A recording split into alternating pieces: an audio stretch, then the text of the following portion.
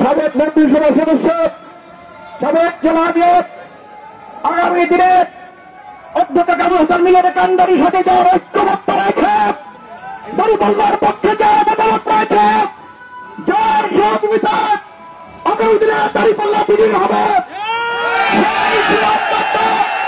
অত্যন্ত জনপ্রিয় নেতা, আপনার আমার সকলের পরিচিত জমির দেব অধ্যাপক জসিমকে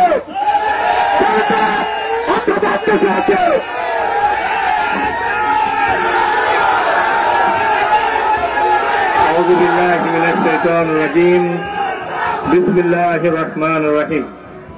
আজকের এই বিজয় দিবসে, এই ঐতিহাসিক সমাবেশে সম্মানিত সভাপতি, উপস্থিত ময়মনসিংহ জেলা জামাতের সংগ্রামী নায়েবে আমির, প্রিয় ছাত্র কামরুল ইসলাম মিলন, আগামী দিনে বাংলাদেশের ভবিষ্যৎ, এই অঞ্চলের অন্যান্য নেতৃবৃন্দ সহ সাংবাদিক বন্ধু ও প্রিয় ভাইরা, আসসালামু আলাইকুম ওয়া রাহমাতুল্লাহ।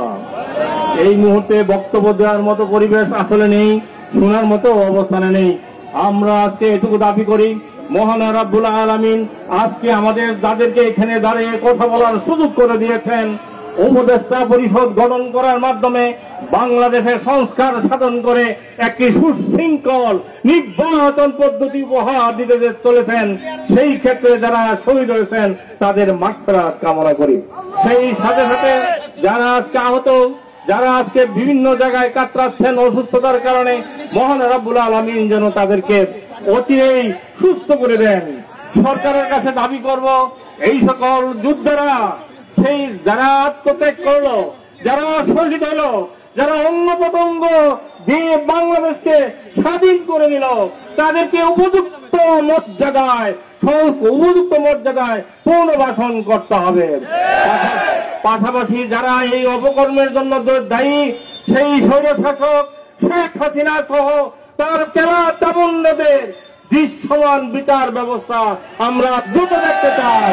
আল্লাহ রাব্বুল আলামিন মাঠে ময়দানে থেকে সকল বিরোধীরা মোকাবেলা করে আগামী দিনে দাঁড়িপাল্লার বিজয় ফুলবাড়িতে ছিনিয়ে আনার জন্য অব্যাহত প্রচেষ্টা চালিয়ে যাব, এই ঘোষণা দিয়ে আমরা কথা শেষ করছি।